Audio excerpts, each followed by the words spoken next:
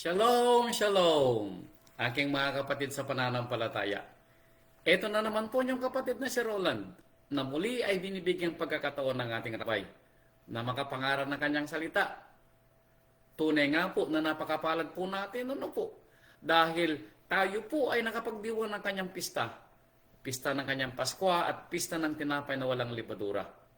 Naway sana po tayong lahat ay nakaramdam ng pagpapala, kaligayahan sa ating mga puso na makita uli natin ang ating mga kapatid. At nawa sa susunod na pista, mas masaya, mas marangya, at mas maraming mga kapatiran ang makadalo.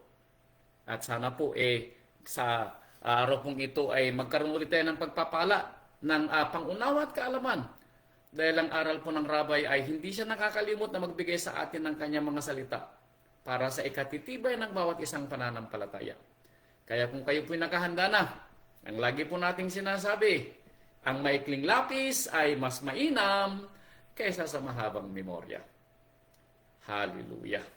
Now, talasasin po natin ang aral ng Rabay. Alam po ninyo, tulad po ng lagi nating sinasabi, sa bawat aral po ng Rabay, meron po tayong mapupulot. Isang salita probably para sa atin. Pero ito po ay husto na para mabago yung ating kaisipan. Baguhin natin yung ating buhay. At sana lalong tumatag ang ating mga pananampalataya. Dahil ang pamagat po ng ating Rabay ay may kinalaman sa ating mga binabaka araw-araw. Yung ating pakikipagpunyagi sa ating buhay. Yung ating pakikisalamuha sa sanlibutan.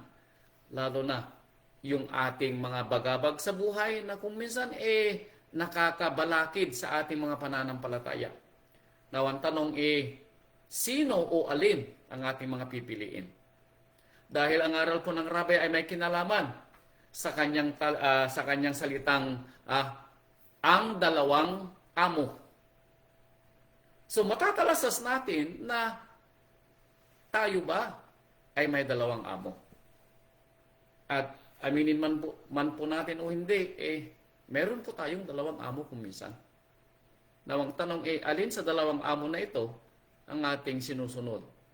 Pero, ang katotohanan, tama nga po ba na tayo ay magkaroon ng dalawang amo? Sa buhay po nating ito, kung ano po yung ating pinahahalagahan, kung ano po yung ating sinusunod, kung ano po yung ating pinakaiingat-ingatan, yun po yung ating amo. Yun po yung ating pinagsisilbihan. Yun yung lagi nating inaalala. Yun yung laging nakapagbibigay sa atin ng mga alalahanin, lalo na sa ating pagtulog sa gabi. Inaalala natin to palagi. Kaya ang tanong ikaw ba kapatid ay may dalawang amo? At kung totoong ikaw ay may dalawang amo, sino sa dalawa ang iyong pinahahalagahan sa buhay? Pero sana, pagkatapos ng aral ng Rabay, tayo po ay huwag magkaroon ng dalawang amo, kundi sana magkaroon lang tayo ng isang amo. Dahil ito po ay aral para sa atin, para maunawaan natin ang kwento. Kung gusto natin, alam niyo sa mga patutuon ay binigay po ng ating mga kapatiran. Iisa yung nakikita ko doon na common denominator. Lahat po tayo ay nagsasaya kapag tayo po ay nakakadalo ng kanyang pagsamba. Lahat po tayo ay naluluwalhati kapag nakikita natin ang ating mga kapatiran, pag nasusunod natin ang salita ng ating Ama. Pero parang nagagawa lang natin ito kapag araw ng pista. Bakit kaya? Dahil ba sa mga araw na hindi pista, tayo'y nagiging busy sa ating pangalawang amo? At naaalala lang natin ang ating tunay na amo pag araw ng kanyang pagsamba at araw ng kanyang pista. At alam niyo pong nakakalungkot, ano po?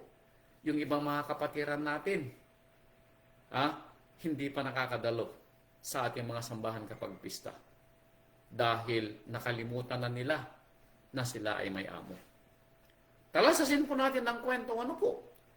Dito sa tinuturan ng Rabay.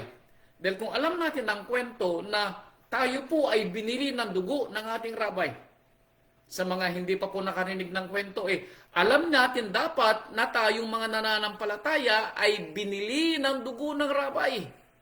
Siya yung rabay na namatay sa tulos para sa ikatutubos ng ating mga kasalanan. At kung tayo ay binili na ng dugo ng ating rabay, therefore tayo ay kanyang mga pag-aari. Tayo ay kanyang mga alipin. Bakit? Ayon sa kwento, ang sinumang bumili sa isang bagay, pag-aari niya. Tama, mali. At dahil tayo'y binili ng rabay, hindi ng salapi, kundi ng kanyang mismong buhay na ibinubu niya ang kanyang dugo sa tulos. Therefore, tayo'y pag-aari ng rabay at siya ang ating amo. Pero ang tanong, totoo nga ba na siya ang ating amo? Totoo nga ba na siyang bumili sa atin at siyang nagdala ng ating mga kasalanan? Totoo nga ba na siyang susunod sa ating buhay? Yun po ay katanungan para sa atin, At natutuwa ako na ito ay ibinigay na sermon ng rabay pagkatapos ng pista. Para kung kayo ay mabigyan ng pag-unawa, sana ngayon pa lang o kinaumagahan, magsisimula na kayo mag-ipon. Maglagay kayo ng ibang lalagyan ng inyong mga kinikita araw-araw, doon niyo ilagay inyong maiipon para pag dumating uli ang araw ng pista. Ano po? Hindi kayo maghahanap ng inyong mga gagamitin, kundi sobra-sobra ang inyong mga pangangailangan. At sigurado, lalo kayong matutuwa dahil magmula sa unang araw hanggang sa huling araw, handaan na para kayong kumakain bilang hari at mga reyna. Ganitong pangarap kong pista na hindi ko pa nagawa. Pero sigurado pag uwi ko, ganon ang gagawin ko na pangarap ko sa buhay. Na kapag pista, talagang pista. Ano po? Kaya talasasin natin ng kwento. Sa kwento ng rabay na ang dalawang amo. Now, dito po sa aklat ng Mateo chapter 6, mababasa po natin ng kwento nang ang rabay ay nangangaral sa kanyang mga alagad. Sa mga pinili niyang alagad na tinatawag siyang amo. Ano po? Sabi niya dito, sa Mateo chapter 6 verse 24. Sabi niya rito,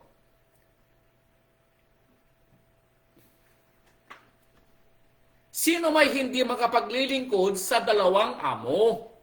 Anong sabi ng rabay? Hindi daw tayo makapaglilingkod sa dalawang amo. Sino kaya sa atin ang may dalawang amo? Ako po dati, may dalawa akong amo. 3 pa nga yung minsan Pero unti-unti ipinapaunawa sa akin ng rabay na dapat magkaroon lang ako ng isang amo. Nakatingin sa akin yung asawa ko, Pero dapat maunawaan natin na dapat iisa lang yung ating amo. Dahil sabi ng rabay, hindi tayo pwedeng maglingkod sa dalawang amo. Bakit? Sapagkat kapuputan niya ang isa at iibigin ang ikalawa.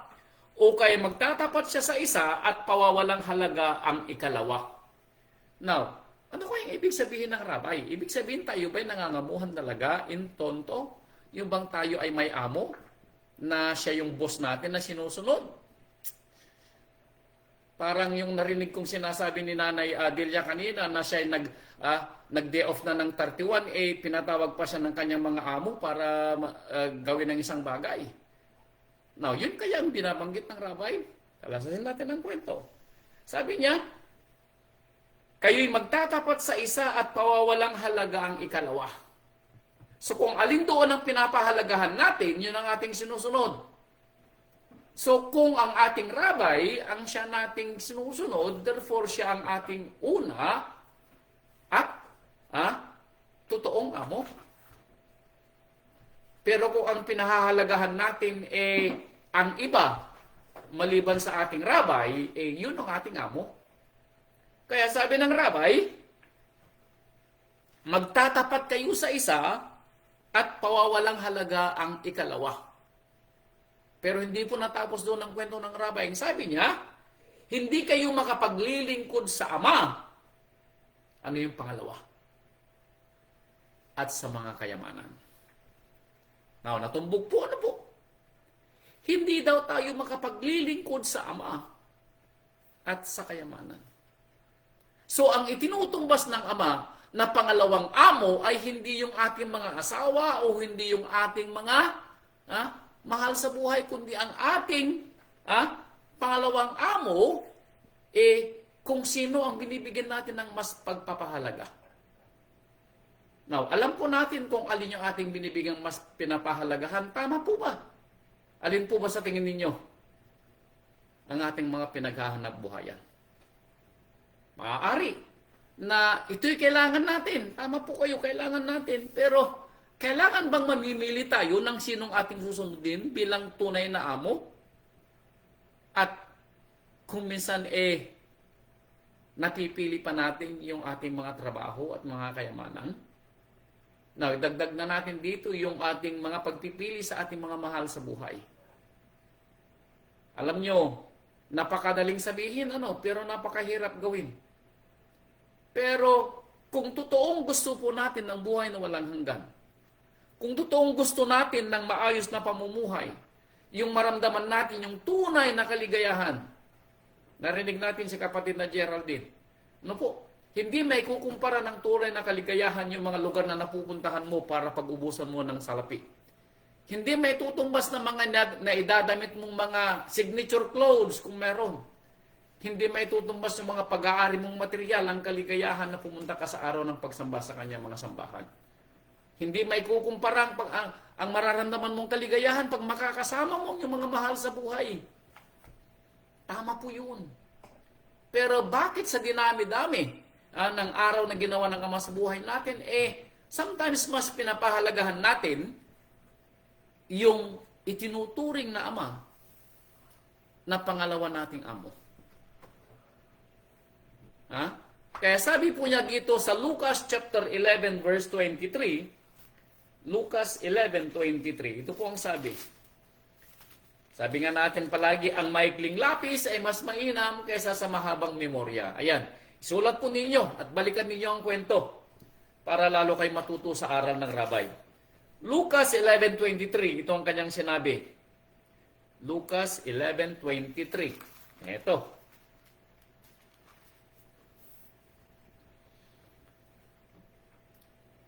Ang hindi sumasa akin ay laban sa akin, at ang hindi nag-iimpok na kasama ko ay nagsasambulat.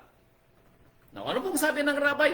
Ang hindi sumasa akin ay laban sa akin. Ouch! So, ibig sabihin, sa mga hindi, ang Rabay ang kanyang amo, ay laban sa Rabay. Ouch! Now, alam niyo po ba kung anong ibig sabihin nito?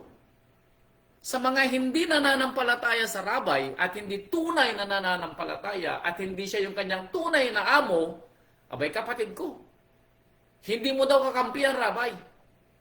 No wonder, ano po? Maski na gawin mong araw ang gabi sa araw ng pagsamba pag ikaw ay naghahanap buhay, maski na kayo po ay magtrabaho ng 24/7, sa inyong buhay, hindi nyo po mararamdaman ang kaligayahang sinasabing itinitestimonya ng mga kapatiran natin kapag araw ng pagsamba. Hindi nyo mararamdaman yung kaligayahan na yun. Bakit? Mararamdaman nyo lamang ang kaligayahan na yun saan? Sa asimblya ng Ama na nagpaparamdam ng tunay na kaligayahan. Hindi nyo ito makikita sa mga salapi o mga material na bagay. Bakit? Kasi kayo ay kalaban ng ating Rabay. Alam nyo ang kwento. Ang kapayapaang mula sa Rabay ang siyang tunay na kapayapaan.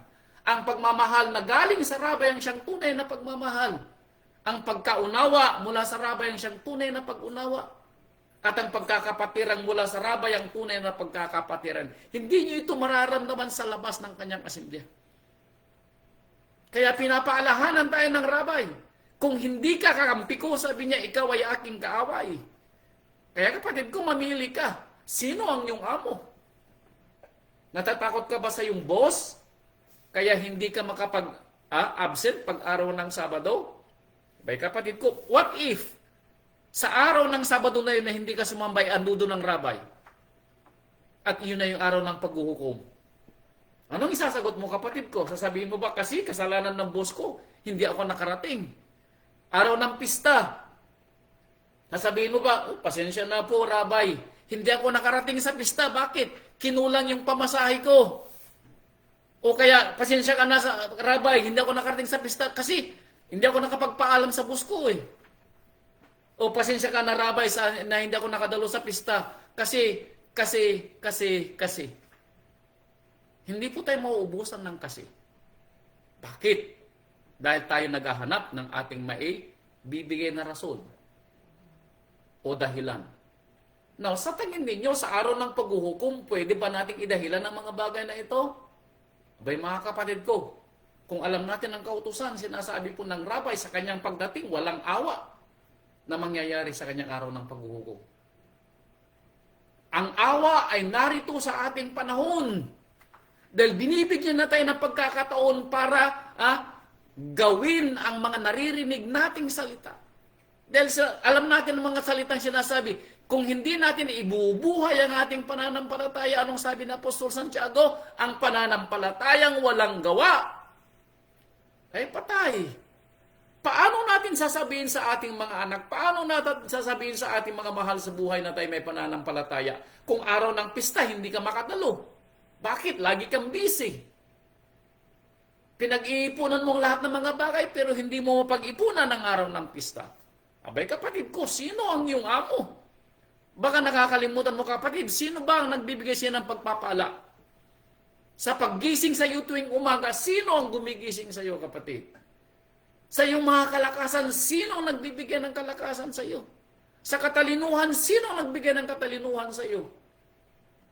Abay kapatid ko, sayang ang pagkakataon Lucas chapter 6 verse 46. Ito ang dagdag pa. Lucas 6 verse 46. Bakit tinatawag ninyo akong rabay, rabay, at di ninyo ginagawa ang mga bagay na aking sinasalita? Na nagtatanong ngayon ng rabay na ako nagsasalita ako ng rabay. Every time na mababanggit ko ang pangalan ng ating Rabbi Yeshua, lagi kong idinudugtong ang salitang rabay. Master, guro. Pero nagtatanong ang rabay, tinatawag niyo kung rabay o kaya amo o kaya ay master. Hindi naman ninyo ginagawa ang aking ipinag-uutos sa inyo. Para ki? Ano po? Para ki at inaamin natin sa ating sarili ng ating Rabbi Yeshua ang siyang namatay sa tulos para sa ating mga kasalanan. Abay, pag inaamin po natin na siya yung namatay sa tulos para sa ating mga kasalanan, ano pong kanilalabasan natin kung hindi natin ginagawa ang kanyang mga kautusan? Abay, lumalabas po tayong walang utang na loob. Dahil lumalabas sa ating bibig, tayo ang nagsasabi na ang rabay ay namatay para sa ating kasalanan. Pero hindi naman natin ginagawang kanyang sinasalita, lumalabas po tayong walang utang na loob. Ano po? Kung sa mismong araw ng pagsamba, mismo sa kanyang mga pista, hindi man tayo makadalo sa dinami-dami ng pagpapala ng Ama. Alam niyo po, ang iniisip ko kapag pista, punong-puno ang mga kapilya natin. Bumabaha ng mga pagkain. Sobra-sobra ang pagpapala. Bakit lahat kayo ay may kasayahan? Lahat kayo ay may ngiti sa labi. Ano po? Walang kinukulang. Bakit? Once a year lang nangyayari ang pista.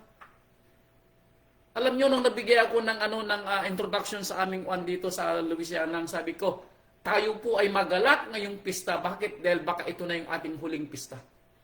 Sino makapagsasabi? Maraming namatay sa ating mga kapatid bago dumating ang pista. Maraming gusto magkipagpista sa nakaraang pista pero hindi sila naging karapat-dapat na makita pa. Kinuha na sila ng Ama or whatever the reason is, hindi sila dumalo. What if that is the last one? Ano pong may rarason natin o may dadahilan sa ating rabay kapag tinanong niya, bakit wala ka ng aking pista? Meron po tayong may rarason samantalang siya ang nagbibigay sa atin ng mga pagpapala. Wala tayong reason para hindi pumunta pag-araw ng pista. Dahil nasusulat 3 taon, sabi niya na magpakita kayo sa akin. 3 taon. Required yun sa atin mga kapatid ko. Nire-require sa atin yun. Ano po? Kung mapapansin ninyo, nagiging sentimental ako. Totoo po nagiging sentimental. Nakikita natin yung pagpapala ng Ama sa atin pero parang walang nakakaunawa sa atin kung paano paglingkuran ng ating Amang Yahweh. Panahon na po para magising tayo sa ating pagkakatulog. Wala kayong excuse para hindi nyo matutunan ang mga bagay na ito dahil hindi nagkulang ang rabay ng pagpapaaral sa atin na bigyang pagpapahalaga ang kanyang mga salita. Lumalabas sa ating mga bibig pero parang iba ang ginagawa ng ating mga kamay, iba ang pinupuntahan ng ating mga paa. Ano po? Roma chapter 6 verse 16. I pray na makauwi ako dyan sa atin and for good ng 2028. At maramdaman ko ang pista. Alam nyo, I pray na kapag sa pista makita ko lahat kayo. Yun ang aking pangarap, yun ang aking panalangin. At malulungkot ako kapag hindi ko kayo makita sa araw ng pista. Roma chapter 6 verse 16. Ito ang sabi dito sa aklat ng Roma. Hindi ba ganinyo nalalaman na kung kanino ninyo inihahandog ang inyong mga sarili na pinakaalipin upang tumalima, ay kayo'y mga alipin niya ang inyong tinatalima. No, anong sabi niya rito? Kung sino daw yung ating sinusunod, siya yung ating amo. At tayo na sumusunod doon sa amo, ang tawag sa atin ay ano? Alipin noong sinusundan natin. So, sino ang ating sinusundan na tayo nagpapaalipin doon? Bay, kayo mga kapatid kong sumugod sa katanungan niya. Katanungan ito ni Saulo. Kung sino daw yung ating sinusundan, siya yung umaalipin sa atin. Kaya kung ang sinusundan natin ay ang ating amang Yahweh, ang ating Rabbi Yeshua, therefore, siya ang ating amo at tayo ang kanyang lingkod. Pero kung ating inuuna palagi ang ating mga pamilya, ang ating mga hanap buhay, mga kapatid ko, sila ang ating amo. Huwag tayong umasa sa buhay na walang hanggan. Dahil ang amo na magbibigay ng buhay na walang hanggan ay ang ating rabay na namatay sa tulos mula sa ating ama na nagpadala sa kanya dito sa lupa. Yun ang magbibigay ng buhay na walang hanggan. Hindi ang ating mga amo dito sa lupa. Kaya kung ang ating sinusunod ay ang ating mga mahal sa buhay, mga trabaho at kung ano paman, abay mga kapatid ko, burahin na natin sa ating bokabularyo na tayo magkakaroon ng buhay na walang hanggan. Hindi mapupunta sa atin dahil hindi natin alam kung sino ang ating amo. Ano po? Sabi ng ating apostol, kung sino ang umaalipin sa atin ay siyang ating tinatalima, ay siya yung ating amo. Maging ng kasalanan sa ikamamatay, maging ng pagtalima sa ikapagiging matuwid. Ayan, anong sabi ni Saulo? Kung ang sinusundan natin ay mga amo dito natin sa lupa, ang pupuntahan mo, sabi niya, ay sa ikamamatay. Pero kung ang susundan natin ay ang ating ama sa langit, na ipinadala niya dito sa lupa kanyang bugtong na anak na namatay sa tulos, yun ang ikabubuhay natin balang araw. Siya ang magbibigay sa atin ng buhay na walang hanggan. Mga kapatid ko, itanong natin sa ating mga sarili. Ano po? Itanong natin sa ating mga sarili. Kung totoo nga ba na tayo pinili na lingkod ng ating rabay. Ibaba ko dito sa verse 22. Datapwat, sabi niya, ngayong mga laya na kayo sa kasalanan at naging mga alipin ng Ama, kayo ay mayroong inyong mga bunga sa ikababanal at ang wakas ay ang buhay na walang hanggan. Pero kayo, sabi ni Saulo, na piniling lingkod ng Ama, nabautismuhan sa pangalan ng Ama, sa pangalan ng Anak at sa gabay ng Banal na Espiritu. Kayo, sabi ni Saulo, ay piniling lingkod. At kayo inihanda, sabi niya, saan? Sa ikababanal at ang wakas ay ang buhay na walang hanggan. Tayo daw yun. Pero ang tanong, tayo nga ba yung tunay na lingkod? Tayo nga ba yung tunay na lingkod? Dahil marami ang tinawag, kaunti lang ang mapipili. Marami ang magsasabi sa araw na yaon, Rabay, Rabay, kami yung mga lingkod. Pero nung sabi ng Rabay, lumayo kayo sa akin, sabi niya, kayo na manggagawa ng kasamaan. Hindi ko kayo nakikilala. Now, sino yung mga yon? Mga kapatid natin sa pananampalataya ang mga taong yaon. Pero hindi sila naging tapat na lingkod. Ang binaybigang din doon ay hindi yung mga tagalabas. Tagaloob ng kanyang asimblya na nakaalam sa katotohanan pero hindi gumawa. Kaya ang sabi ng rabbi, tinatawag niyo akong rabbi, sabi niya, tinatawag niyo akong amo, pero hindi ninyo ginagawa ang aking pinapagawa sa inyo. Ikaw ba'y matatawag na tunay na lingkod? Hindi. Hindi, mga kapatid ko. Kaya talasasin natin ang kwento ng ating pananampalataya. Ano po? Talasasin natin ang kwento ng ating pananampalataya. Santiago chapter 4, verse 4. Santiago chapter 4 verse 4. Ito pang dagdag. Ito. Alam niyo kung magsalita si Santiago, abay, matalim ang dila ni Santiago. Wala siyang sinasanto. Ito ang sabi ni Santiago chapter 4. Kayong mga mangangalunya. Now, sinong tinatawag dito ni Santiago? Yung mga tagalabas? Hindi po. Yung mga tagaloob? Santiago chapter 4 verse 4. Yung mga nasa asimblya ng Ama ang tinatawag dito ni Santiago. Kayong mga mangangalunya, sabi ni Santiago. Now, sila ba yung mga maraming mga asawa? Hindi po. Hindi po sila yung mga maraming asawa. Pero bakit silang tinawag na mangangalunya? Ito ang dahilan. Sabi niya, kayong mga mangangalunya, hindi ba ganinyo nalalaman na ang pakikipagkaibigan sa sanlibutan ay pakikipag-away sa Ama? Now, sino daw yung mga nangangalunya? Yung mga gumagawang una sa sanlibutan. Yung mga amo ay sa sanlibutan. Yung mga iniingatang mga bagay ay mga nasa sanlibutan. Ang kanilang mga pinahahalagahang higit ay ang mga narito sa sanlibutan.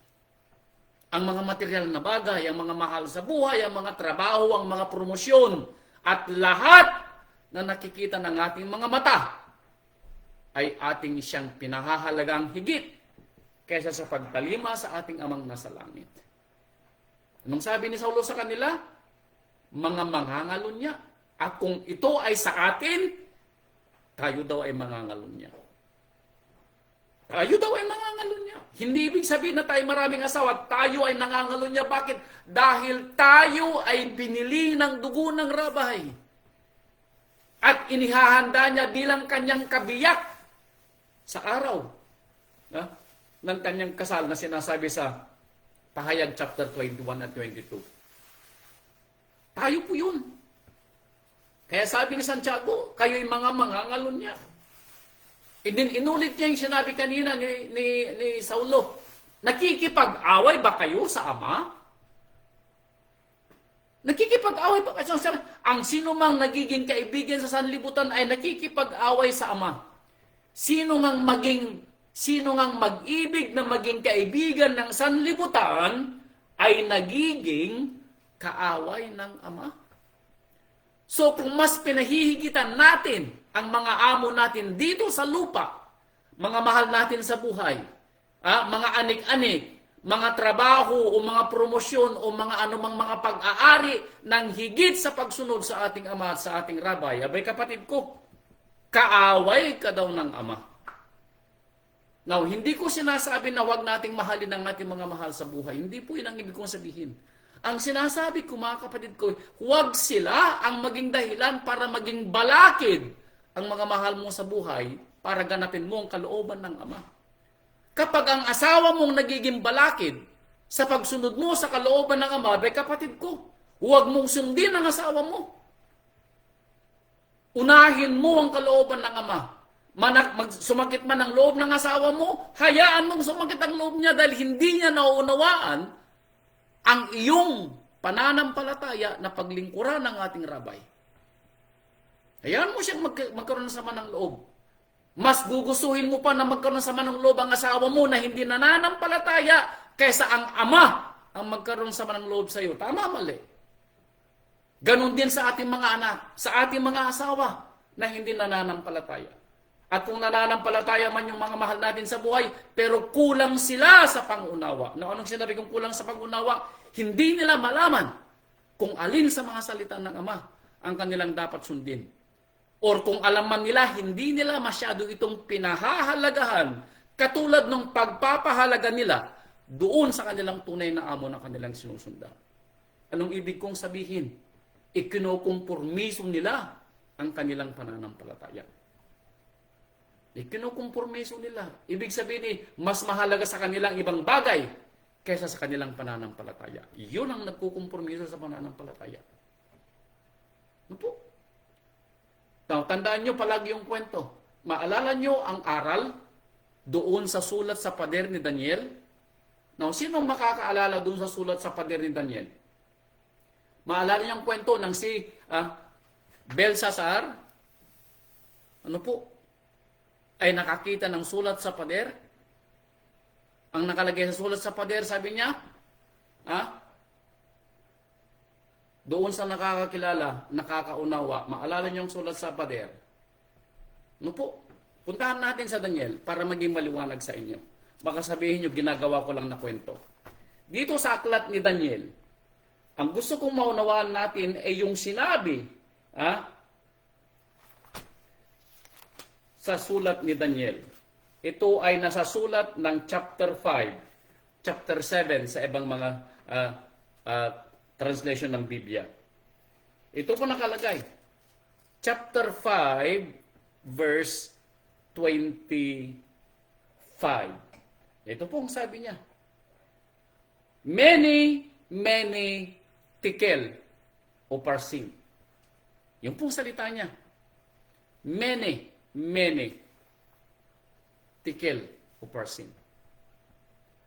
Ang gustong ipaunawa ng Ama sa atin dito, yung sinabi niya sa many. Dalawang beses na binanggit. Ano pong sabi niya? Tinimbang ka, ngunit kulang. Yun ang binibigyan natin ng diin. Sa ating pananampalataya, kung mayroon mang timbangan sa pananampalataya, tayo po ay may timbang. Tayo po ay may bigat. Tayo po ay may bigat. Mayroon tayong bigat sa pananampalataya pero hindi tayo magkakapareho ng timbang sa pananampalataya. Hindi tayo magkakapareho sa bigat ng pananampalataya. Mayroon sa atin ang pananampalataya paimbabaw. At sila yung sinasabihan sa aklat ni Diyan sinasabi, tinimbang ka, ngunit kulang. Imagine ninyo sa araw ng pag-uhukom.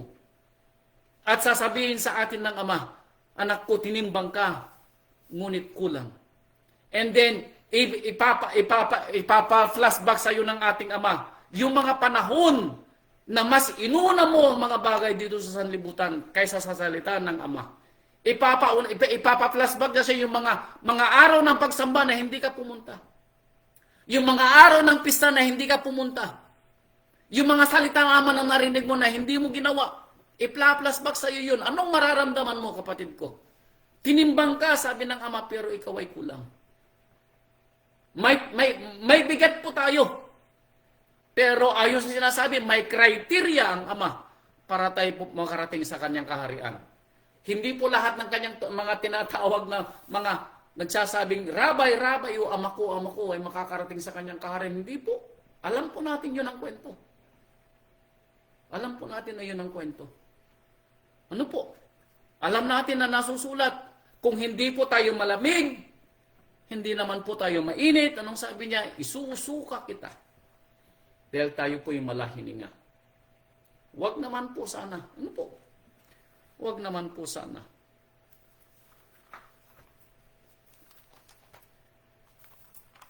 First John chapter 2 verse 15. First John chapter 2 verse 15. Ito pong dagdag. Unang Juan chapter 2 verse 15. Ito. Huwag ninyong ibigin ang sanlibutan ni ang mga bagay na nasa sanlibutan. Kung ang sino man ay umiibig sa sanlibutan, ay wala sa kanya ang pag-ibig ng Ama. Ang sinasabi po dito ni Yohanan ay kung ang mas pinangungunahan o mas pinahahalagahan po natin ay ang mga nasa sanlibutan, hindi po ang Rabay ang ating amo. Hindi si Amang Yahweh ang ating Elohim. Bakit? Pag-aari tayo ng sanlibutan. At alam natin ang kwento kung sino ang Elohim ng sanlibutan. Si Satanas ang Elohim ng sanlibutan. Kaya hindi tayo dapat humingi ng pagpapala kay Amang Yahweh kung tayo po ay nasa sanlibutan. Now, tandaan po ninyo yung sinabi kanina, tayo ay pinili. Nabautismuhan tayo sa pangalan ng Ama at sa pangalan ng Anak at sa gabay ng Banal na Espiritu. Yes! Pero, tayo ba yung tunay na lingkod? Dahil marami sa atin ang hindi makakarating sa sinasabing makakatanggap ng buhay na walang hanggan. Marami sa atin ang tatalikod. Marami ang hindi makakaabot sa timbangan ng Ama. Marami ang hindi makakaabot. Kaya may mga kakilala kayo na mga tumilikod na sa pananampalataya. Huwag sana nang madagdagan, ano po? At huwag sanang tayo yung madagdag na mawala. Kaya inuulit-ulit, sino ba talaga yung ating amo? Ang amo ba natin ay itong nasa sanlibutan? O yung tunay nating amo ay yung nasa kanang bahagi ng Ama na nakaluklok sa kanyang kaharian? Ano po? Talasasin po natin ng kwento.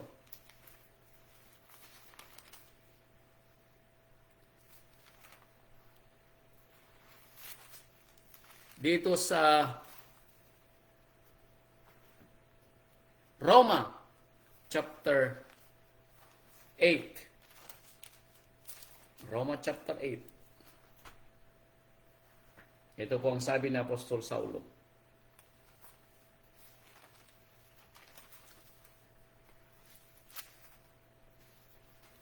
Verse 6. Roma chapter 8 verse 6.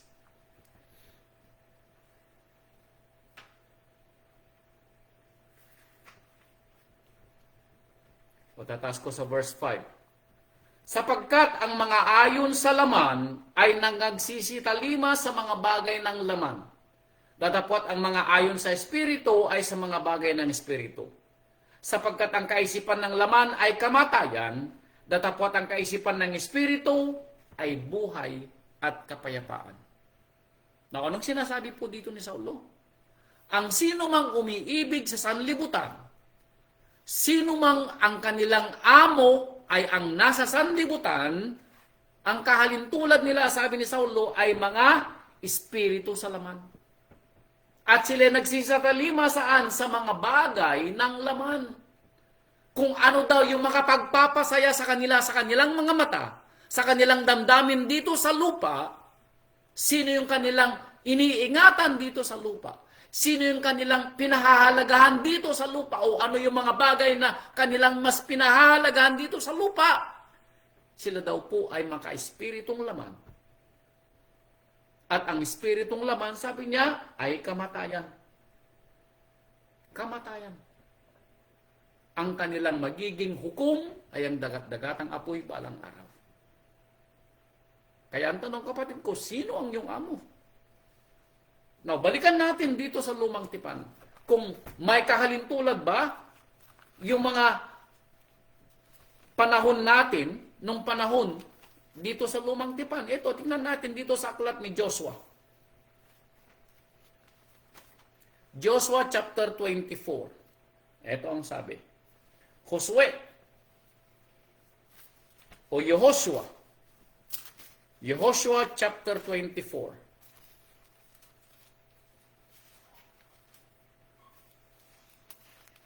Yehoshua chapter 24 verse 19. Ito ang sabi ni Joshua. At sinabi ni Yehoshua sa bayan, kayo'y hindi makapaglilingkod kay Yahweh. Bakit? Sapagkat siya ay isang banal na Elohim. Siya ay mapanibughuing Ama. Hindi niya ipatatawad ang inyong pagsalangsang ni ang inyong mga kasalanan. Kung inyong pabayaan si Amang Yahweh at maglingkod sa mga imahe, ay hihiwalay nga siya at gagawan kayo ng kasamaan at lilipulin kayo pagkatapos na kanya magawan kayo ng mabuti. Now, anong sabi po niya rito? Anong kahalintulad daw natin dito sa panahon ni Josue? Ang panahon po natin ay kapanahonan ni Josue, na yung mga Israelita na nakakita ng pagpapala ng Ama, nakilala nila kung sino siya Mang Yahweh. Ipinakilala sila ni Moses. Ipinakilala sila ni Josue. Pero makatapos po na kanilang makitang pagpapala ng Ama, kung ano ang kanyang mga kautusan, Pero sila po'y tumalikod at pinalitan ang kanilang imahe. At pinalitan ng ating ama ng imahe. Anong sabi ng ating amang Yahweh? Kayo ay aking lilipulin pagkatapos na magawan ko kayo ng mabuting pagpapala. Anong sabi niya? Lilipulin ko kayo. Lilipulin ko kayo, sabi ng ama. Anong kahalintulad na ito sa atin? Sa ating panahon. Tayo naman yung nabautismuhan. Tayo nakakilala sa kautusan. Tayo nakarinig ng mga salita ng ama. Hindi nagkulang ang ama na magpadala ng kanyang mga lingkod. Wala kayong excuse dahil ito ay nakarecord. Pwede niya lang balik-balikan. Pero pagkatapos na marinig po natin, hindi pa rin natin ginanap ang kanyang kalooban. Mas pinahigitan natin ang mga gawa dito sa sanlibutan. Mas inibig natin ang mga nasa sanlibutan. Mas pinahalagahan natin ang nasa sanlibutan. Anong sabi ng ama? Lilipulin ko kayo. At anong paglipol ang gagawin niya sa atin? Sa araw ng paghuhukom. Sa dagat-dagata nga po. Magtanong ka kapatid ko sa sarili mo. Sino ang iyong amo? Ano po? Sino ang iyong amo? Kaya sabi niya dito sa unang hari, eto, panahon naman ni Elijah. Alam nyo, hindi tayo nahuli sa mga ibinigay na ihimplo ng Biblia. Ginawa nila nung mga panahon ng mga Israelita, panahon ng mga propeta, ginawa-gawa din natin sa ating panahon. Unang Hari, chapter 18, verse 21. Unang Hari, chapter 18, verse 21. Eto.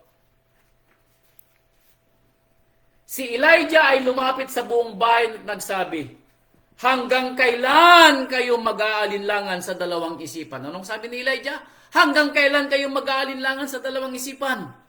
Now, ibabalik ko sa ating panahon. Hanggang kailan kayo magkakaroon ng dalawang amo?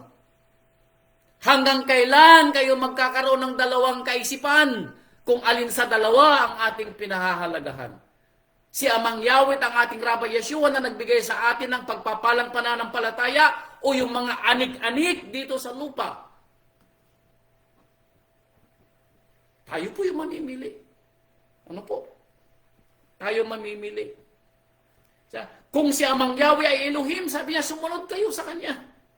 Ngunit kung si Baal, sumunod nga kayo sa Kanya. At ang bayan ay hindi sumagot sa Kanya kahit isang salita. Now, narito ba tayo sa dilema na to?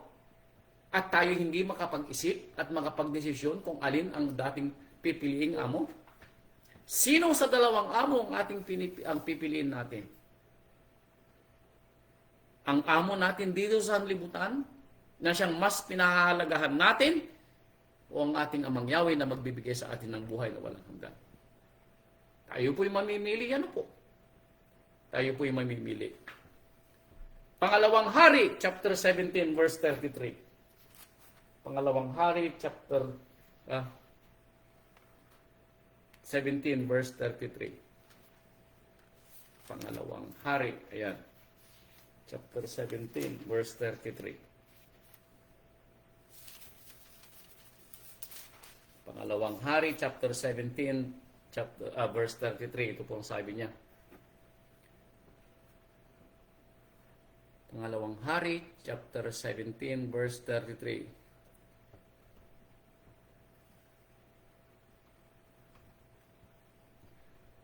Ilatas ko sa verse 32.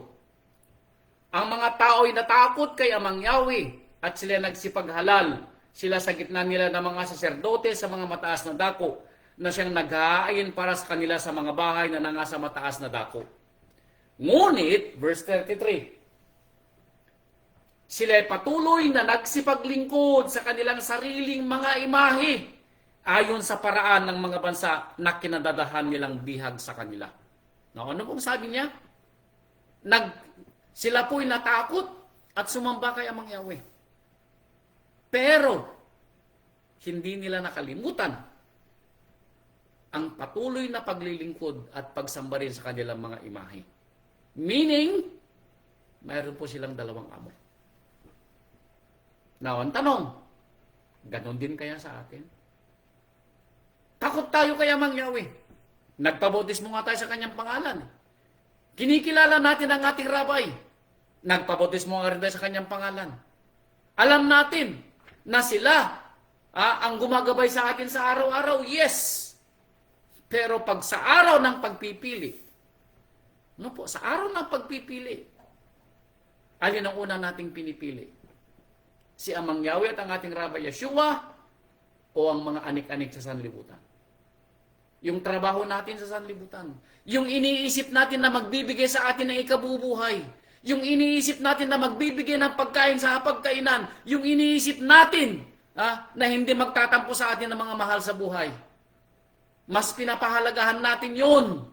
Dahil natatakot tayo na sila magkaroon ng galit sa atin o natatakot tayo na tayo mawalan ng trabaho, natatakot tayo na hindi tayo ma-promote o natatakot tayo na hindi tayo makabili ng ating mga anik-anik. Yun ang kinatatakutan natin. Kaya kung minsan isinasakripisyo natin ang ating mga pananampalataya. May pinag-iba ba tayo doon sa panahon ng mga Israelita? Wala. Pero nung sabi niya Amang Yahweh sa kanila, lilipulin ko kayo, sabi niya Amang Yahweh. Now, ang tanong, gagayahin ba natin ang naging kasaysayan ng mga Israelita na tumalikod sa ating Ama at Elohim? Huwag naman sana. Huwag naman sana. Kinatatakutan natin sa Amang Yahweh? Yes, kinatatakutan din nila. Pero hindi sila nakalimot na maglingkod din sa kanilang pangalawang amo. Ganon din tayo. Naaalala lang natin sa Amang Yahweh pag tayo po'y maayos. Pero sa araw ng pagpipili, malayo sa puso natin si Amang Yahweh. Naaalala lang natin luwalhatiin si Amang Yahweh kailan? Kung tayo po ay maluwan sa buhay.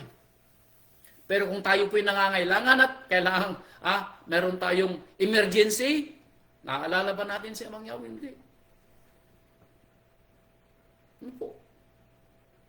Hindi po natin naaalala si Amang Yahweh. Kaya, alam nyo, patunayan nyo sa sarili ninyo na totoo kayong lingkod ni Amang Yahweh.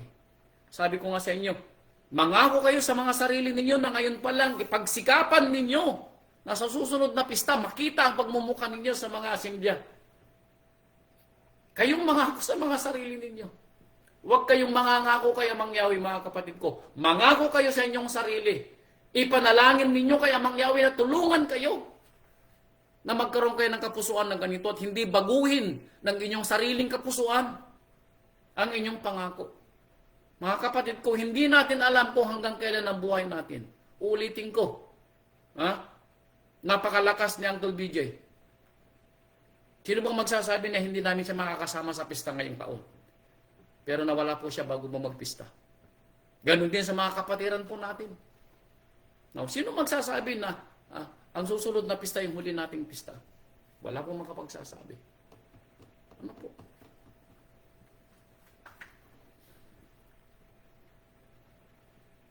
Verse 34. 2 King chapter 17 verse 34. 33 yung binasa ko kanina, 34. Hanggang sa araw na ito ay ginagawa nila ang ayon sa mga dating paraan. Sila'y hindi naglilingkod ng tama kay Amang Yahweh o nagsisigawa man ng ayon sa kanilang mga palatuntunan o ayon sa kanyang mga ayos o ayon sa kanyang kautusan o ayon sa utos na iniuutos ni Amang Yahweh sa mga anak ni Jacob na kanyang pinangalang Israel. Now, ano pong sabi niya? Hindi sila gumagawa ng ayon sa tamang paglilingkod. Tayo ba to? Tayo po ba itong nasa verse 35 o verse 34? Yes. Tayo'y hindi gumaganap sa tama at tunay na paglilingkod. Saka lang natin maaalala si Amang Yahweh, sabi ko kapag tayo po'y maaluan. Now, noong hindi ko pa alam kung ano ang tamang pagsamba at tamang paglilingkod sa araw ng Sabath, tataas ko ang kamay ko. Hindi tamang alam kong paglilingkod. Ang alam ko noon, pagsamba lang namin nung nasa Pilipinas, pupunta kami sa Ordaneta alas 9 ng gabi, ay alas 9 ng umaga. No po, darating kami sa Organeta alas 9 ng umaga. Magbibiyahe kami ng halos 3 oras. Tricycle, dumadaan kami sa highway. Dala-dala ko ang buong kong pamilya. Maliliit pa yung mga 3 anak namin. 5 kami sa tricycle. No po. Nakakatakot magbiyahe sa highway pero ginagawa po namin yun every Sabado. Darating kami sa kapilya alas 9 ng umaga. Matatapos ang aming pagsamba hanggang alas 12 ng tanghali. And after that, anong mangyayari? Dadaan kami sa mall, sa mga palengke, bibili ng aming mga pangangailangan. Ang alam ko, ganun ang pagsamba. Pero hindi pala. Ang tama palang pagsamba ay mula paglubog ng araw ng Biyernes hanggang sa paglubog ng araw ng Sabado. At nang malaman ko kung paano magsamba, kung paano nakita ko na ito'y pwedeng gawin ng isang tao, nakita ko kay Pastor Asak. Paglubog ng araw ng Biyernes hanggang paglubog ng araw ng Sabado, pinagbawal pa niya sa sarili niya na bumili at magbenta. Ipinagbawal din niya ang sarili niya na manood ng TV nang hindi na walang kinalaman sa Biblia. Nakita ko kung paano. Now, ginagaya ko ngayon para sa aming mga anak, sa mga susunod naming lahi. Baka sakali sa ginagawa ko maramdaman ko at makita ko ang tamang pagsamba. Ganon din sa mga pista, pag-araw ng kanyang Sabat. Tayo po dapat matuto, hindi para sa atin, kundi para sa mga susunod na lahi na siyang magmamana ng ating pananampalataya. Huwag nating gawing bareng-bareng in Ilocano. Huwag nating gawing pabalat bunga ang ating pananampalataya. Kung hindi po natin natutunan noon, ngayon na natutunan natin kung ano ang tama at maayos na pagsamba, maayos na paglilingkod kaya mangyawig, gawin natin habang tayo po'y may panahon. Dahil baka sa susunod na panahon o sa susunod na taon, hindi na natin magawa. Ano po? Sabi niya, hindi nila ginawa ang tama at maayos na pagsamba at maayos na paglilingkod. Mga kapatid ko, may pagkakataon tayo para ayusin ang ating tamang paglilingkod kay Amang Yahweh. Huwag nating sayangin ang panahon. Ano po? Huwag nating sayangin ang panahon. Verse 41, parehong aklat. Ano po? Chapter 17, verse 41. Sa gayoy, ang mga bansang ito ay natakot kay Amang Yahweh at nagsipaglingkod sa kanilang mga larawang ginanyuan. Ang kanilang mga anak ay gayon din at ang mga anak ng kanilang mga anak, kung anong ginawa ng kanilang mga magulang, ay gayon ang ginawa nila hanggang sa araw na ito. Father, ya forbid. Huwag naman sana. Ipapamana ba natin ang ating maling pagsamba, maling paglilingkod sa ating mga anak na nakakakita sa atin? Narinig ko yung patutuon ni Nanay Delia. Parang siya daw ay nasa pagitan ng nag-uumpugang bato. Totoo po yun. Mahirap ipaunawa sa isang mahal sa buhay kung ang isang kapatid na nananampalataya ay mali ang kanyang paglilingkod. Napakahirap.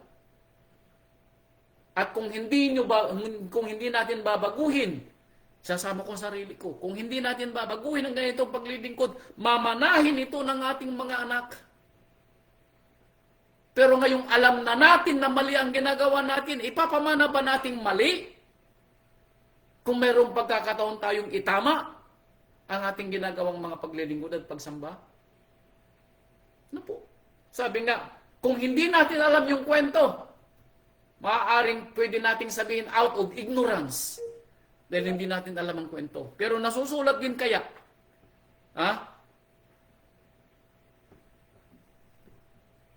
I wink at your ignorance once. Ako'y kumudlap. Anong sabi niya? Ako'y pumikit.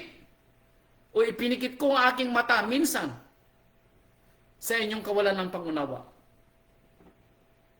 Pero ngayon, sabi niya, wala kayong excuse. Dahil may nangangaral sa atin. Nung binabasa po natin ang Biblia at walang nagpapaunawa sa atin, mayroon tayong excuse dahil hindi natin alam ang kwento. Pero ngayon, wala tayong excuse. Dahil may ipinadala ang Ama na magpapaliwanag sa atin kung ano ang tamang katuturan ng binabasa po natin. Wala tayong excuse. Ano po? Wala po tayong excuse.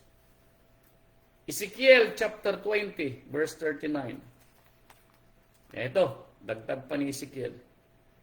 Ezekiel chapter 20, verse 39. Ito po ang dagdag. Chapter 20, verse 39.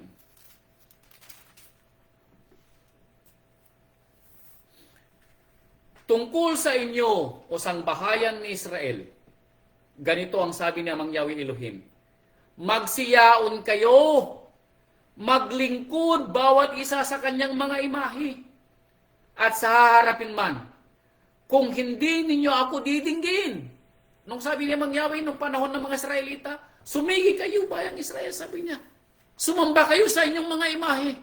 Bakit? Hindi naman ninyo ako dinidinig, kaya sambahin ninyo ang mga imahe ninyo. Sambahin niyo mga imahe ninyo, sabi ni Amang Yahweh. Hindi naman ninyo ako dinidinig.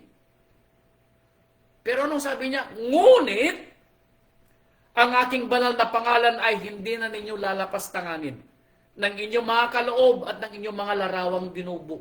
Bakit? Sapagkat sa aking banal na bundok, sa bundok na kaitaasan ng Israel, sabi niya Amang Yahweh Elohim, doon ako paglilingkuran sa lupain ng buong sangbahayan ni Israel, nilang lahat.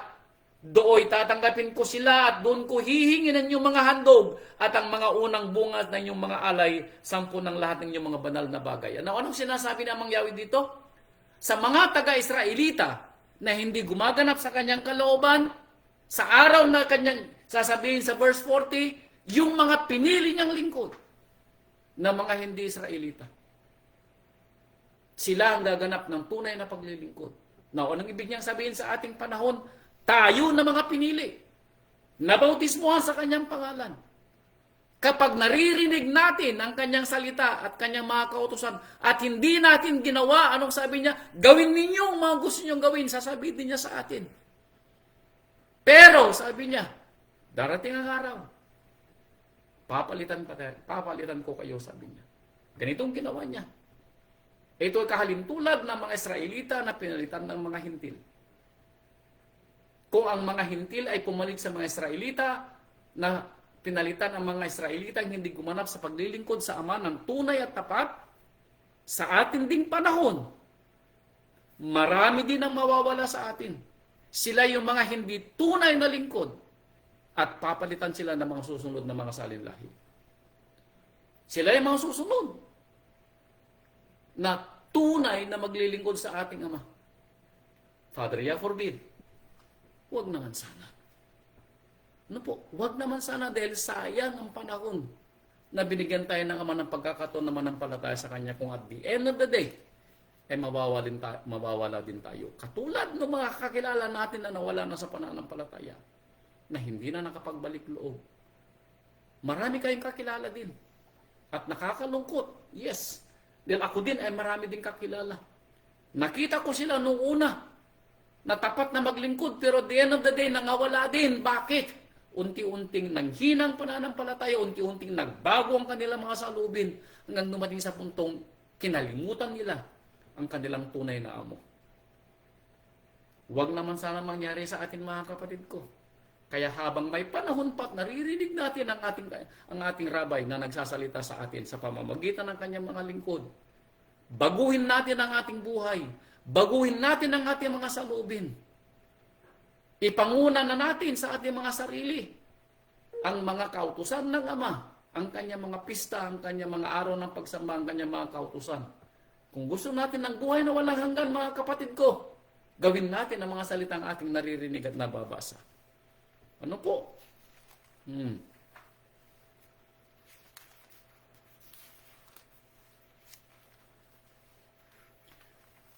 Zephaniah chapter 1. Zephaniah chapter 1. Verse 4 and 5. Ito ang sabi.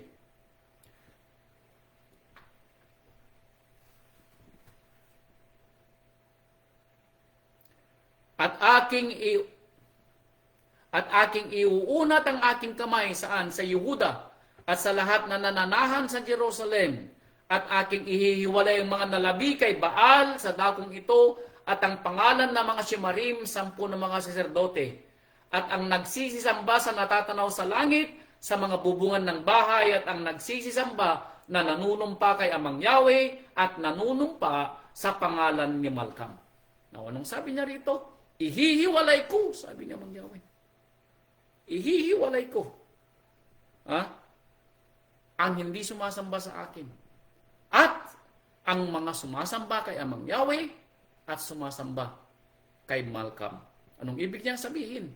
Ihihiwalay ko, sabi niya, yung hindi gumaganap sa aking kalooban at yung mga taong may dalawang amo. Sino yung mga taong may dalawang amo? Natatakot kay Amang Yahweh, pero mas pinahahalagahan naman nila ang kanilang mga gawa dito sa sanlibutan. Ihihiwalay ko kayo, sabi ni Amang Yahweh, sa kanyang bayang Yehuda, meaning sa kanyang bayang pinili balang araw. Now, matakot tayo mga kapatid ko. Sinabi niya rito, yung mga sumasamba kay Amang Yahweh at sumasamba kay Malkom, dalawa yung kanilang amo. Warning sa atin na ihihiwalay din tayo sa araw ng paghuhukom. Tayo yung mga dadalhin sa kaliwa. Dahil tayo ay may dalawang amo. Tayo ang naturingan sa Biblia na tayo hindi mainit, hindi naman malamig. Tayong sinasabi ni Daniel na tayo ay tinimbang, ngunit kulang. Bakit? Dahil may dalawa tayong amo. Tayo may dalawang amo. Kaya mga kapatid ko, kung ang dahilan ng hindi natin pagpunta sa mga sambahan mga dahilan dito sa sanlibutan, kung ang hindi natin pagpunta sa kanyang mga pista ay mga dahilan dito sa sanlibutan, kung ang hindi natin pagsunod sa kanyang mga kalooban ay mga dahilan ng sanlibutan. Anong ibig sabihin ng dahilan ng sanlibutan? Mga mahal sa buhay, mga anik-anik, mga pag-aari, mga ari-arian, mga trabaho, mga promosyon, at kung ano-ano pang mga bagay. May kapatid ko, dalawa yung ating amo. Hindi pa tayo natuto at hindi pa husto yung ating pangunawa na iisa lang dapat ang ating amo. Ano po? Iisa lang dapat ang ating amo. Pagpilitan natin na ganapin ang kalooban ng Ama. Ang mahalaga, mga kapatid ko, sa aking pangunawa, kapag nakikita ng Ama na ginagawa natin ang magagawa natin sa buhay na ito para pagsilbihan siya ng tapat sa ating mga puso, husto na yun. Ang ating kakulangan, mauunawaan ni Amang Yahweh. Narinig yung patutuon ni Nanay Embet.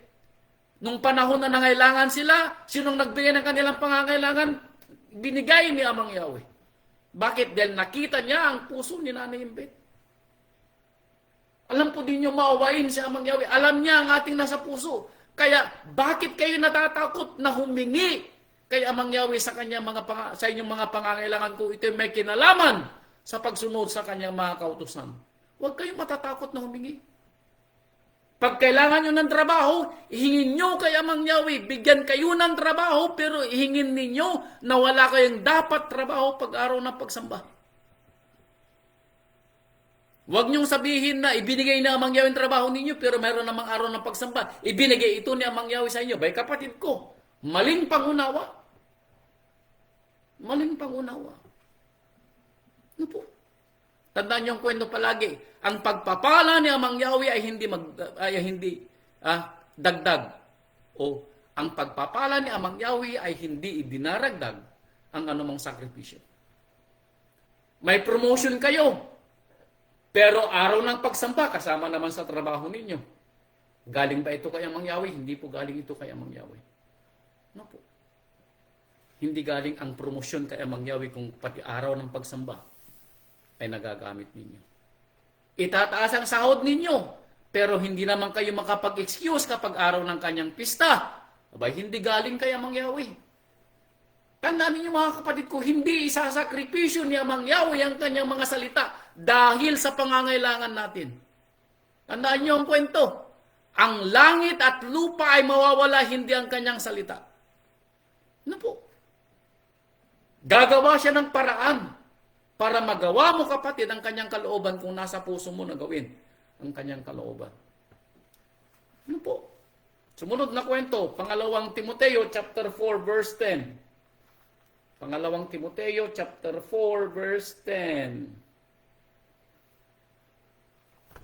Pangalawang Timoteo chapter 4 verse 10. Ito, panahon ni Saulo. Sapagkat ako'y pinabayaan ni Dimas, palibhasa'y iniibig niya ang sanlibutang ito, at napasa Tesalonica.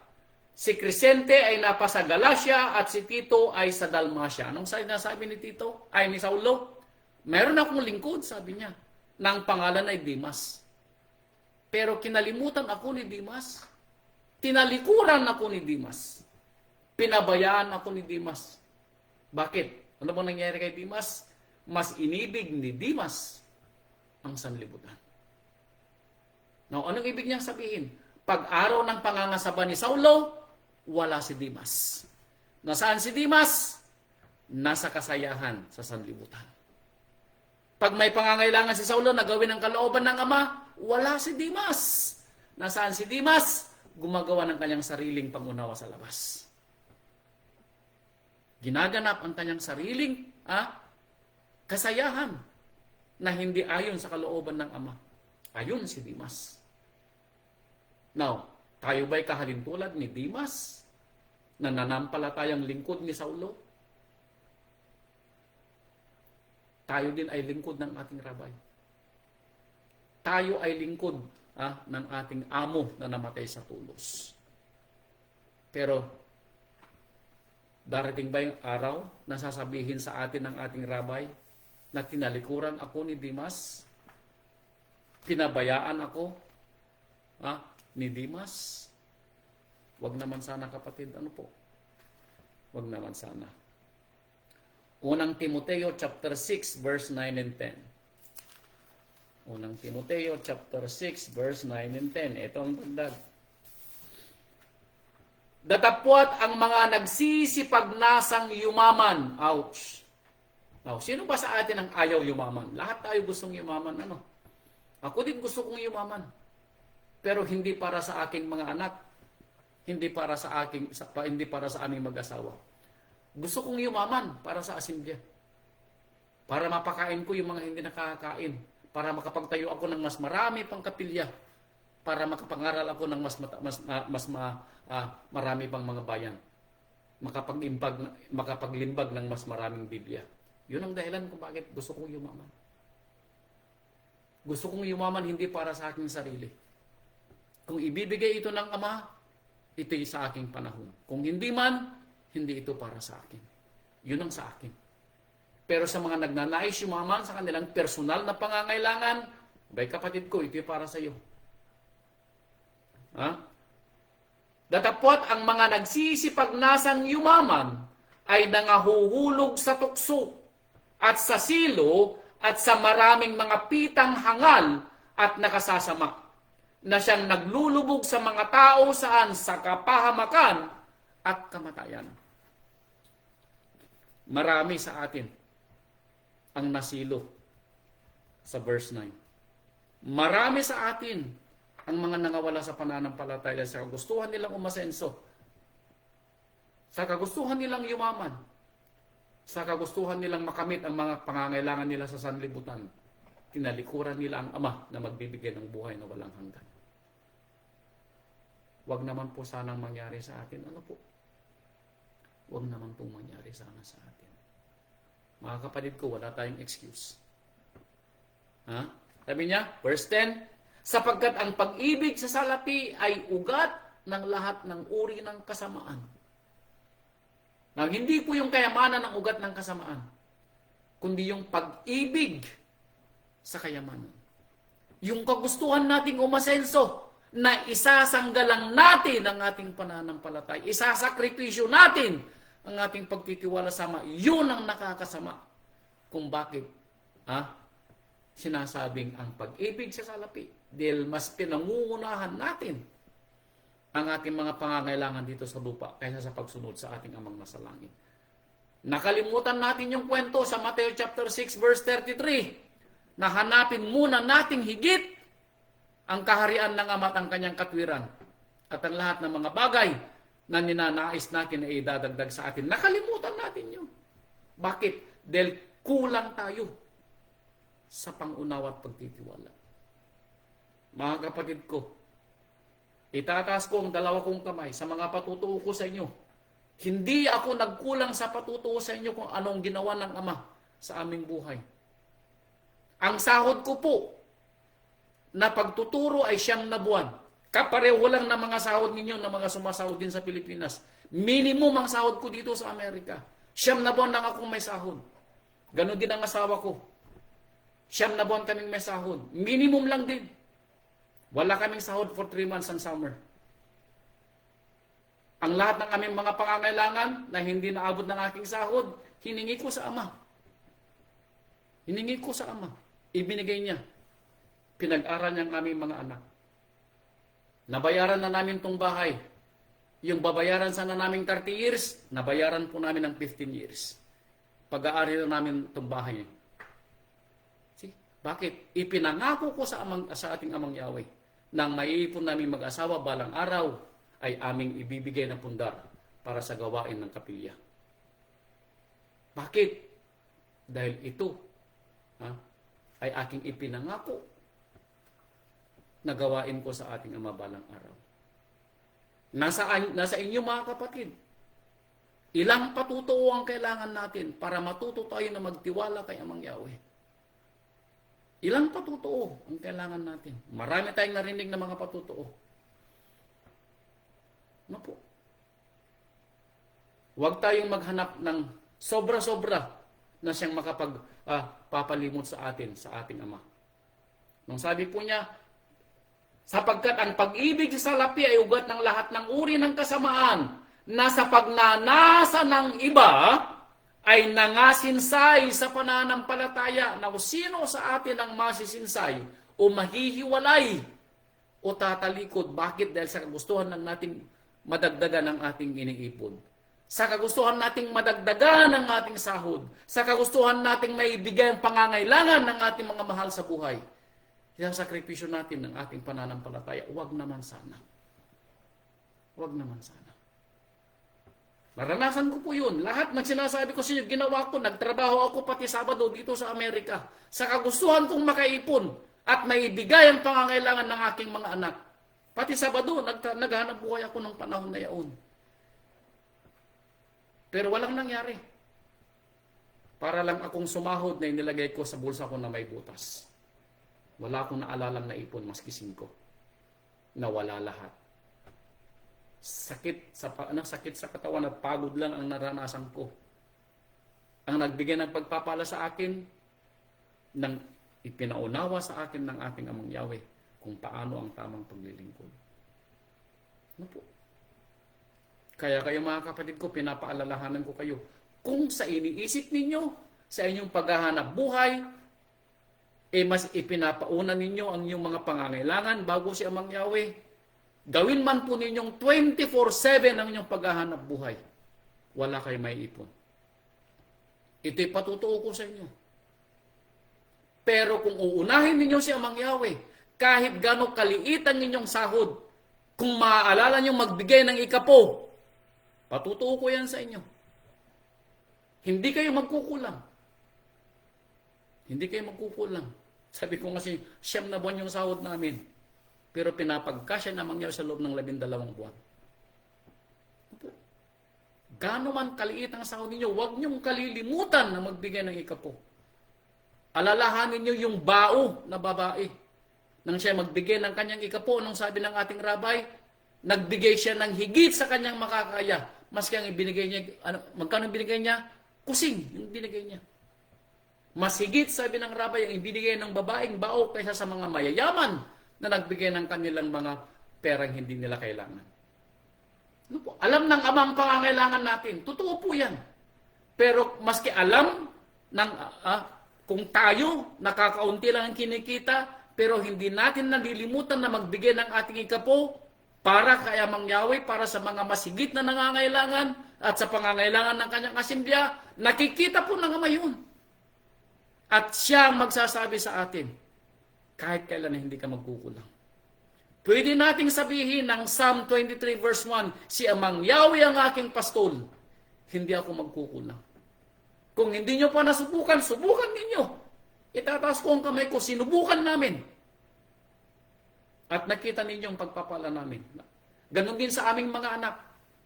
Si Hendrik sa si Natalie dahil naghahanap buhay na, hindi nila nakakalimutan magbigay ng kanilang ikapo. Dahil sinabi ko sa kanilang mga anak ko, si Amang Yahweh ang nagpaaral sa inyo. Kaya ibigay ninyo ang inyong nararapat para kay Amang Yahweh. Hindi po sila nakakalimot. Kaya nakapagbibigay po tayo ng tulong sa mga nangangailangan. Kaya may naitutulong po tayo sa paggawa ng mga kapilya. Ano po? Ulitin ko, gaano man kaliit ang kinikita ninyo, huwag kayong makakalimot na magbigay kay Amang Yahweh. Dahil siya yung ating amo. Siya yung nagbibigay ng ating pagpapala. Siya yung nagbibigay sa ating mga kalakasan at mga maayos na kalusugan. Ano po? Kaya sabi niya, sa pagnanasa ng iba ay nangasinsay sa pananampalataya at tinuhog ang kanilang sarili ng maraming mga kalumbayan. Nung sabi niya, kasayahan ba ang sinabi? No. Dahil sa kagustuhan ninyang yumaman, sabi ni Apostol Saulo, marami ang nasinsay. Tumalikod sa pananampalataya at maraming mga kalumbayan. Instead na tayo umasenso, hindi.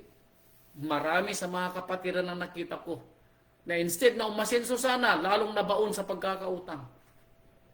Lalong naghirap ang buhay. Bakit? Dahil marami silang mga personal na bagay na mga anik-anik na hindi ko malaman kung bakit nila ito ginawa sa kanilang sariling buhay. Alam niyo, naranasan ko dito sa Amerika.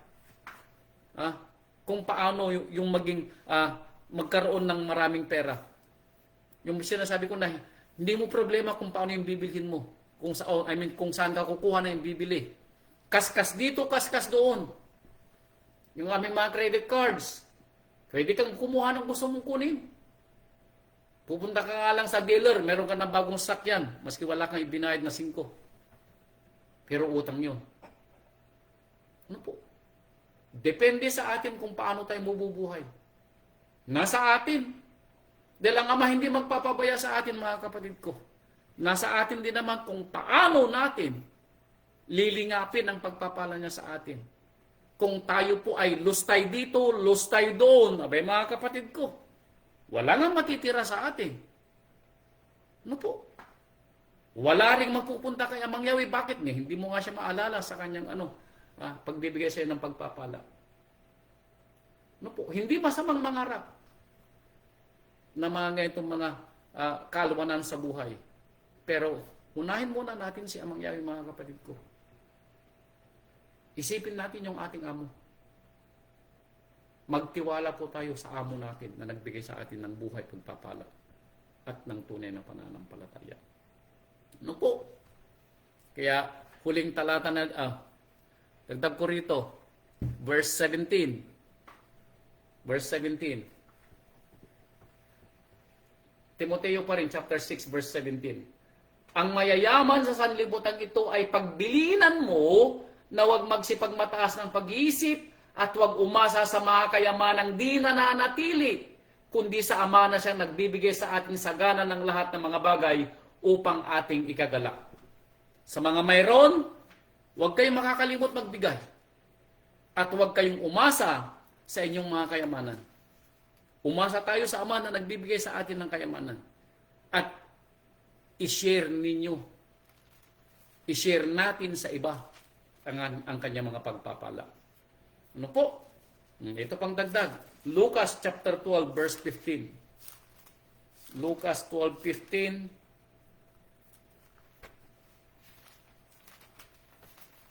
Lucas 12:15. At sinabi niya sa kanila, mangagmasid kayo at kayo'y mag-ingat sa lahat ng kasakiman, sapagkat ang buhay ng tao ay hindi sa kasaganaan ng mga bagay na tinatangkilik niya. Ang buhay daw po na walang hanggan ay walang kinalaman kung anong pag-aari natin dito sa lupa. Wala pong kinalaman kung hanggang saan ang naabot nating pag-aaral sa paaralan. Wala pong kinalaman kung hanggang saan yung ating nabiling mga pag-aari kung gaano karami ang mga nabili nating mga naipundar ng mga pag-aari. Wala pong kinalaman kung ano man ang pera natin sa bangko. Hindi po ito nasusukat. Dahil sa buhay na walang hanggan, ang tanging susukatin lamang ay ang ating pananampalataya at ang mga gawa ng ating mga kamay ayon sa kalooban ng ating Amang Yahweh na nagbigay sa atin ng pagpapalang gawin ang kanyang mga kautusan at ang kanyang mga alituntunin. Huling talata na po dito sa dagdag ko pa, baka makalimutan ko. Hindi ko na sana babasahin pero sabi ng tinig na basahin ko. Ecclesiastes chapter 5 verse 10. Ecclesiastes chapter 5 verse 10 bago sa huling salata natin. Ecclesiastes 5:10, ito pa dagdag. Siyang umiibig sa pilak ay hindi masisiyahan sa pilak. At siyang umiibig sa kasaganaan ng pakinabang, ito man ay walang kabuluhan. Ang ibig niya sabihin, wala po tayong madadala dito sa lupa sa araw ng ating kamatayan. Lahat ng ating mga naipundar, maiwan din natin sa lupa. Kaya, kapatid ko, mamimili ka. Sino ang iyong amo? Kaya sabi dito ni Josue, Joshua chapter 24 verse 15. Huling talata na po natin. 24:15 sa aklat ni Joshua. Kung inaakala ninyong masama na maglingkod kay Amang Yahweh, ay piliin ninyo sa araw na ito kung sino ang inyong paglilingkuran. Kung ang mga imahe ng inyong mga magulang na pinaglingkuran sa dako roon ng ilog, o ang imahe ng mga Amoreo na ang lupain nila inyong kinatahanan. Ngunit sa ganang akin, sabi ni Josue, ako at ang aking sangbahayan ay maglilingkod kami kay Amang Yahweh. Mga kapatid ko, piliin natin kung sino ang ating tunay na amo. Ang ating Amang Yahweh na nagpadala ng kanyang bugtong na anak na namatay sa tulos, na ito ang ating Rabbi Yeshua, na siyang bumili sa atin ng kanyang dugo at tayo kanyang naging pag-aari.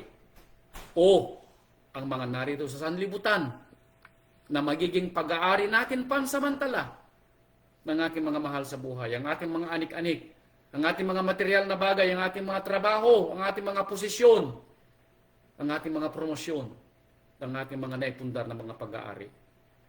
Ito ba yung ating amo o ang ating Rabbi Yeshua HaMashiach?